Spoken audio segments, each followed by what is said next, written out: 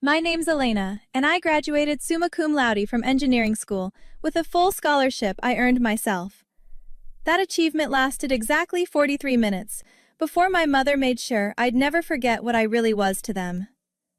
The restaurant was deliberately cheap, a place called Morton's Grill, where the vinyl booths were cracked. My younger brother Caleb was scrolling through his phone when I arrived. My father Richard sat nursing a beer. Mom arrived 15 minutes late. "Sorry, traffic," she said, not looking at me. "Just water for me, we're not staying long." "Mom, we made reservations for 7, I said. "Did we? I don't remember agreeing to that." She opened her menu, then closed it. "Actually, I'm not hungry." Caleb looked up. "Seriously? We came here for Elena's graduation dinner. And we're here. What else do you want?" The waitress appeared. I ordered a burger. Caleb ordered pasta. Dad got a steak. Mom waved her off. "Nothing?" the waitress asked. "I said I'm not hungry," Mom snapped. After the waitress left, Caleb cleared his throat. "So, Elena, you got that job offer in Seattle, right?" "Yeah, I start in August." "Seattle," Mom interrupted. "Of course you'd run as far away as possible." "It's a great opportunity." "The company doesn't matter. You've always been selfish. Even as a baby, you cried more than normal children. You demanded attention constantly." Dad shifted but said nothing. "Mom, that's not—" "I'm speaking." She folded her hands on the table. "Your father and I have discussed this many times. We both agree. Having you was the biggest mistake we ever made." The restaurant noise continued around us. "What?" My voice came out small. "We regret your birth," Mom said, enunciating each word carefully. "If we could go back, we wouldn't have had you. You've been nothing but a burden and a disappointment." "Jesus Christ, Linda," Dad said quietly. "Don't Linda me. You said the same thing last month. You said you wished we'd only had Caleb." Dad looked at his beer. "I was frustrated about the credit card bill, which Elena caused by existing. The food, the clothes, the school supplies, the space you took up in our home." Caleb put his fork down. "Mom, what the hell?" "What? It's the truth." She turned to me. "I look at you and I feel nothing. No pride, no love, nothing. I spent 18 years pretending, but now you're leaving anyway, so what's the point?" "Why did you even come tonight?" I asked. "Your father insisted. But I'm tired of pretending we're some happy family, when the truth is we'd all be better off if you just disappeared." The waitress arrived with our food. Nobody touched it. "Elena," Caleb said softly, "don't listen to—" "Actually, Caleb agrees with me," Mom said. "Don't you, honey?" Caleb's face went red. "I never said—" "You said she was dramatic. You said she always made everything about herself. You said you'd be relieved when she moved out." "That was during an argument." "Because she exists. See, Elena? Even your brother can't stand you." I stood up. My hands were shaking. "Sit down. You're making a scene." "You just told me you regret having me, and I'm the one making a scene?" "Yes, because this is typical you. Overreacting, being dramatic." I grabbed my purse. "I'm leaving." "Good, that's what you're best at, running away." I walked out, and something inside me didn't just break, it burned completely away. I drove to my apartment and sat in the parking lot for 2 hours. Then I called my best friend, Nadia. "Hey, how was dinner?" "Can I come over?" "What happened?" "Please, I just need—" "Can I come over?" "Of course, I'm home." When Nadia opened the door, she took one look at my face and pulled me inside. "Talk." I told her everything, every word. When I finished, Nadia sat back. "Elena, that's abuse. Emotional abuse." "I know." "What are you going to do?" "I don't know yet, but I'm done. I'm completely done with all of them." My phone buzzed. A text from Caleb. Mom's upset. You shouldn't have left like that. I showed Nadia. She read it and her mouth tightened. He's 23 years old, and he's still defending her? Another text came through, from Dad. Your mother didn't mean those things. She was having a bad day. Can we talk about this tomorrow? A bad day, I repeated aloud. Nadia leaned forward. Listen to me carefully. You have options. Legal options. For what? She didn't hit me. Emotional abuse is real, and if she's been like this your whole life. She has been. I kept thinking it would get better, that if I was good enough, smart enough, she'd love me. Elena. I have recordings, I said suddenly. Nadia blinked. What? From over the years, she says horrible things when she thinks nobody's listening. I started recording when I was 16 because I thought I was going crazy. How many recordings? Maybe 40? They're on my laptop. Nadia's expression changed. Do you know what you could do with those? No, tell me. You could destroy her reputation, her job, her social circle, everything. I thought about it. She works at Caleb's school. She's a guidance counselor. Jesus Christ, she counsels kids while treating her own daughter like that? Yeah. Elena, you could report her. With evidence like that, she'd lose her license. Would she? I think so. My cousin's a social worker. Want me to ask? I nodded. Nadia made a call. She spoke quietly for several minutes, then hung up. Okay, so if you have documented evidence of sustained emotional abuse, and if you file a formal complaint with her licensing board, they have to investigate. If they find the recordings credible, she could face disciplinary action, including suspension or license revocation. That would ruin her career. Yes. And everyone would know. Most likely. I picked up my phone and looked at Dad's text again. Can we talk about this tomorrow? I typed back. No, we're done talking. All of us. Permanently. His response came quickly. Don't be dramatic. Family works through problems. I showed Nadia. Block them, she said. All of them, right now. Caleb too? Did he defend you at that dinner? I thought back. No. When she said he agreed with her, he didn't deny it. Then yes, block him too. I did it. 3 contacts, blocked. Now what? I asked. Now we build your case, Nadia said, and we make sure she never does this to anyone else's child again. The irreversible event happened 3 days later. I'd spent those days organizing my recordings, backing them up, preparing my formal complaint. Then my phone rang from an unknown number. Against my better judgment, I answered. Elena, it's Aunt Joanne. My mother's sister. I hadn't heard from her in years. How did you get this number? Your mother gave it to me.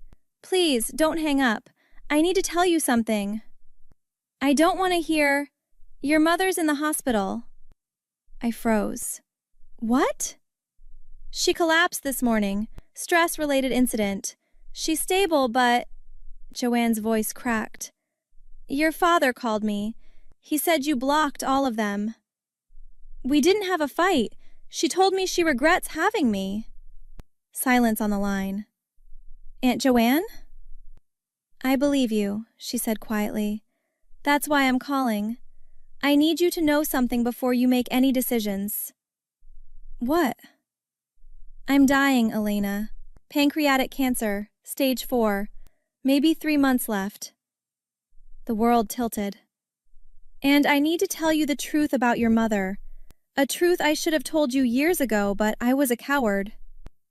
I don't understand. Your mother had severe postpartum depression after you were born, but instead of getting help, she decided you were the problem.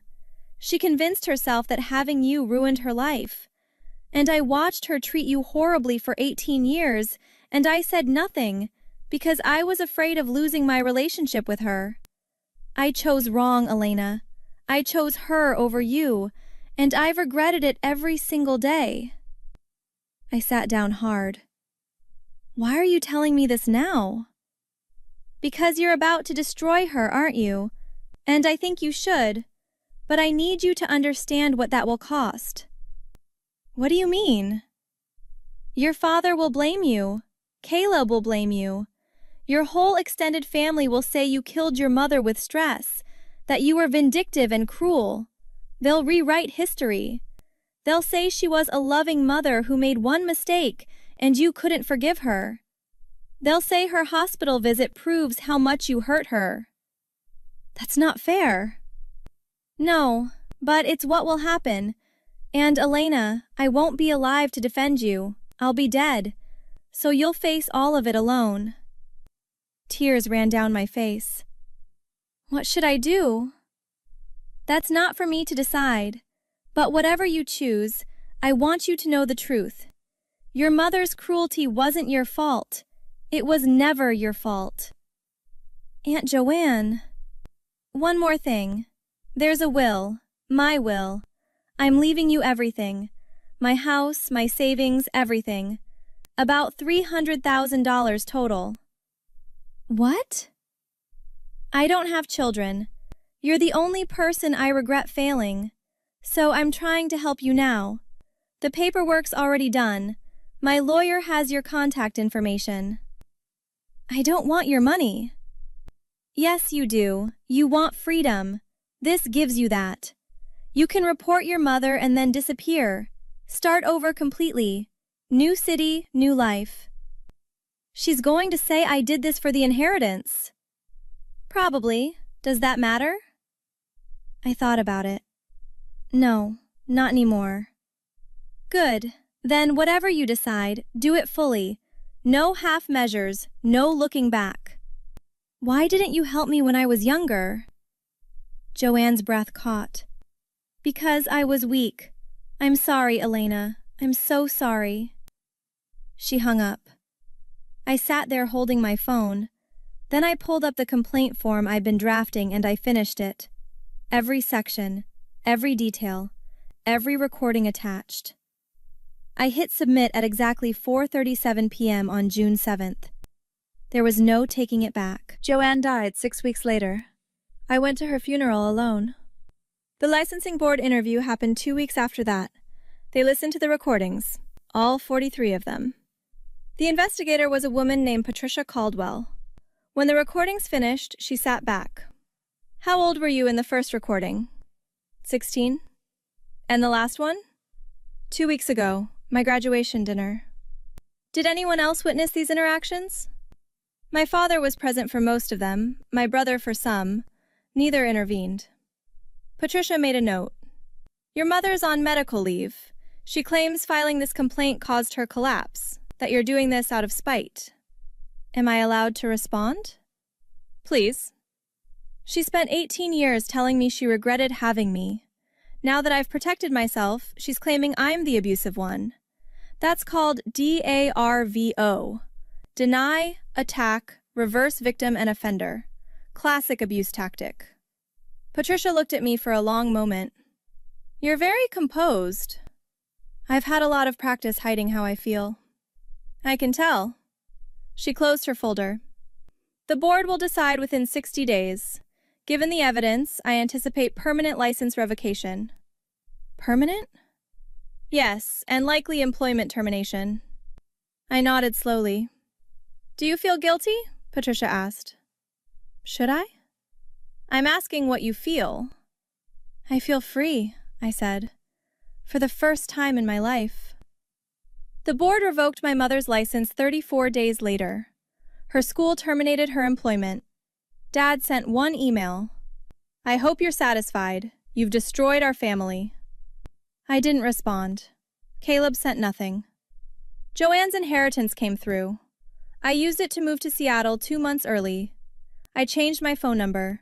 I deactivated all social media.